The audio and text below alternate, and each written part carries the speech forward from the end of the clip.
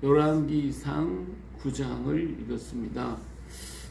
솔로몬이 성전 건축을 다 하고 하나님 앞에 우리는 8장에서 기도하고 백성을 축복하는 장면이 나왔는데, 그 기도가 하나님께 상달되었고 하나님께서 그 기도대로 이루어 주시겠다라고 하는 그런 확신을 심어주는 것이 바로 이 9장의 말씀입니다.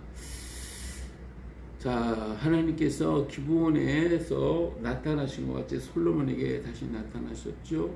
그리고 말씀하셨어요. 내 기도와 내가 내 앞에서 간구한 말을 내가 들었은즉 나는 내가 건축한 이 성전을 거룩하게 구별하여 내 이름을 영원히 그곳에 두며 내 눈길과 내 마음이 항상 거기 있겠다라고 분명히 말씀하고 계시죠. 그런데 내가 다윗의 행함같이 마음을 온전히 하고 바르게 하여 내 앞에서 행하며 내가 내게 명령한 대로 온갖 일에 순종하여 내 법도와 윤리를 지키면 다윗에게 말하는 것처럼 왕위에 오를 자를 내게서 끊어지지 않게 하겠다라고, 그래서 이스라엘의 왕위를 영원히 견고하게 하겠다라고 분명하게 말씀하고 계십니다. 그러나 만일에 내가 나를 버리고 나의 계명과 법도를 지키지 아니하고 가서 다른 신을 섬겨서 경배하면 내가 이스라엘을 내가 그들에게서 준 땅에서 어떻게 끊어버리겠다. 끊어버리고 내 이름을 위하여 내가 거룩하게 구별한 이 성전이라도 내 앞에서 없애버리겠다고 해요. 그래서 이스라엘 모든 민족 가운데 속담거리와 이야기거리가 될 것이고, 사람들이 지나가면서 어떻게 이렇게 황폐되었느냐고 얘기를 하게 될 때, 사람들은 애굽 땅에서 인도하신 그 하나님을 버리고 다른 신을 섬겼기 때문에 하나님께서 그렇게 그들에게 재앙을 내리셨기 때문이라고 하는 그런 말을 할 것이다라고 분명하게 하나님께서 말씀하고 있는 것을 볼 수가 있습니다. 자, 이렇게 하나님은 솔로몬에게 다짐하고 또 다짐하고 또 다짐하시잖아요. 마찬가지로 오늘도 우리 하나님은 우리에게 오직 하나님의 입에서 나오는 모든 말씀으로 산다라고 하는 이 확신과 믿음과 이것을 갖다 계속해서 말씀하고 계시는 것인데, 오늘 우리가 자꾸 하나님을 따라가는 게 아니라 육신 따라가고 세상 따라가고 세상에 접해갖고 세상에 속한 것들을 자꾸 따라가는 이런 어리석음을 범할 때가 너무 많습니다. 그러니까 하나님께서는 오늘도 우리에게 계속해서 말씀하시니 말씀을 우리가 듣고 그 말씀을 순종하고 따라갈 수 있도록 늘 성령의 인도하심, 성령 충만, 성령의 역사하시는 은혜를 힘입고 주 앞에 구하여야 할 것입니다. 자, 솔로몬이 20년 동안에 왕궁과 성전을 다 건축하게 되었고, 그리고 시람이 그 백향목과 잣나무와 금을 제공했기 때문에 갈릴리 주변에 있는 성읍을 그에게 줬습니다. 대가로 줬죠. 근데 성읍 20곳을 히람에게 주었는데, 히람이 와서 그 성을 돌아보고 그러니까 너무나도 삭막한 땅이었기 때문에 마음에 들지 않아서, 그래서 서운해하는 모습을 여기서 볼 수가 있습니다. 과연 이 성을 준 것이 합당한지, 그것에 대해서는 하나님께서 허락해 주신 땅을 이렇게 자기 임의로 성읍을 준다고 하는 그 자체도 문제가 될 수 있는 거죠. 다른 방법으로 할 수도 얼마든지 있었을 텐데, 히람이 금 120달란트를 왕에게 보내서, 히람은 그런데도 계속해서 솔로몬을 이렇게 가까이 했던 것을 볼 수가 있습니다. 자, 솔로몬은 이 히람을 통해 가지고 그 바로 왕의 딸을 위한 밀로를 건축하고 예루살렘 성, 그리고 하솔, 무기또, 게셀 이런 건축을 하게 되고, 또 이런 여러 땅들을 이렇게 해서 하나님 그 애굽 왕이 바로가 그 딸을 시집을 보내면서 그에게 성읍을 믿게 해줬는데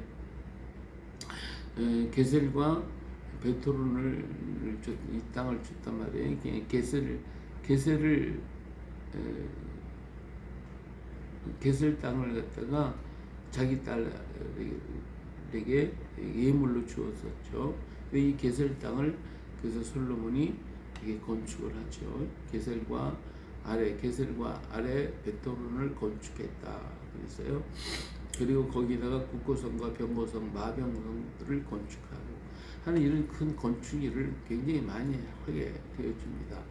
그리고 거기에 이제 동원된 사람들을 어떤 사람 쓰냐면 아모리 사람, 헷 사람, 브리스 사람, 히브 사람, 여부스 사람 여기에 그 가나안 족속들을 동원해 가지고 이렇게 성을 건축했다라고 하는 것이죠.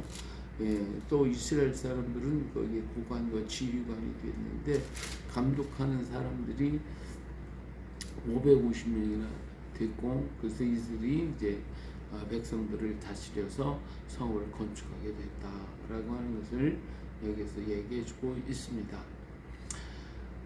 솔로몬이 여호와를 위하여 쌓은 제단 위에 솔로몬은 해마다 3차례씩 하나님께 번제와 감사의 제물을 드렸고 또 여호와 앞에 있는 제단에 분향하는 이런 일을 늘 했던 것을 볼 수가 있으니까 솔로몬은 성전을 건축하고 하나님 앞에 제사하는 일을 계속했음을 볼 수가 있습니다.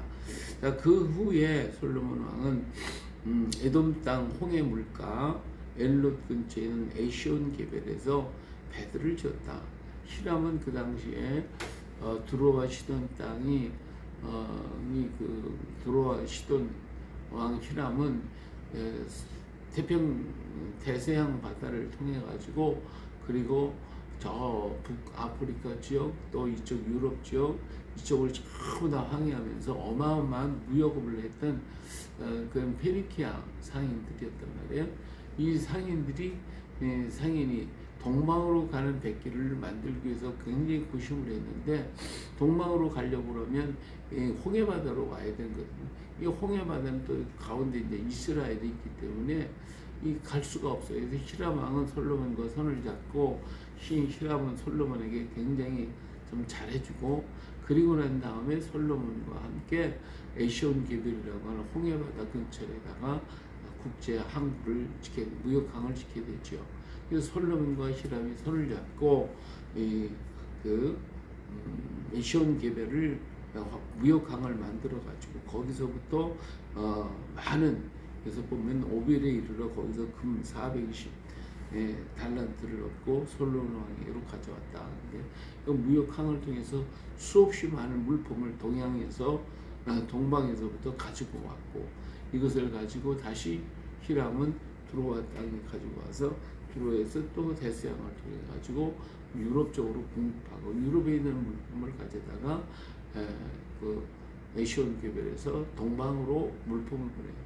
그래서 지금까지 비단길을 통해서만 왔었죠. 육교를 통해서 왔지만 이제는 항구를 통해서 무역항을 통해서 동방으로 가는 백길이 열려졌다라고 하는 것을 말씀해주고 있습니다. 이 당시에 이 과정이 3년 걸렸다고 이제 여기 말씀하고 있는데 이래서 그 솔로몬 왕과 두로 왕의 배가 인도를 거쳐 말레이아 해협을 거쳐서 필리핀 해역을 그리고 우리나라에까지 오지 않았겠나라고 하는 것을 생각해 볼 수가 있습니다. 자, 이처럼 하나님께서 솔로몬을 통하여 놀라운 역사를 하나하나 이루어가고 있는 것을 볼 수 있고 솔로몬은 정말 하나님의 뜻대로 열심히 일했던 것을 볼 수가 있습니다. 그의 마음이 변하지 않는다면 하나님이 얼마나 기뻐하셨겠어요. 많은 이런 노력을 통해서도 하나님 그를 축복하셨을 것인데 그런데 그가 마음을 바꾸게 되니까 그 모든 사역과 노력이 나중에 그에게 업보가 되어서 문제가 되어지는 이런 일이 생겨지게 됐다라고 하는 걸 알 수가 있습니다. 오늘도 우리 하나님의 뜻이 무엇인지 우리는 잘 분별하고 우리를 향하여 다가오시는 오시는 예수 그리스도, 인간의 몸을 입고 이 땅을 찾아오신 우리 주님을 다시 한번 생각하면서 솔로몬을 통한 하나님의 역사를 보듯이 솔로몬이 하나님의 깊은 뜻을 깨닫고 그 안에서 끝까지 순종했다면 하나님이 엄청난 축복을 더했을 것 아닙니까? 마찬가지로 오늘도 우리 주님이 오신 이 땅을 오신 그 뜻과 그 섭리와 역사를 더욱 깊이 우리가 깨닫고 그 안에서 순종하며 걸어간다고 하면 하나님이 얼마나 기뻐하시고 얼마나 많은 축복으로 채워주시겠습니까? 의미 없는 그저 행사로 끝나는 성탄절이 아니라 정말 의미가 있고 뜻이 있는 성탄을 맞이해서 우리 주님을 내 안에 영접하고 그 주님의 뜻을 따라 순종하며 걸어가는 그 복된 하나님 백성, 주의 백성이 되어줄 수 있기를 예수님의 이름으로 축복합니다. 할렐루야.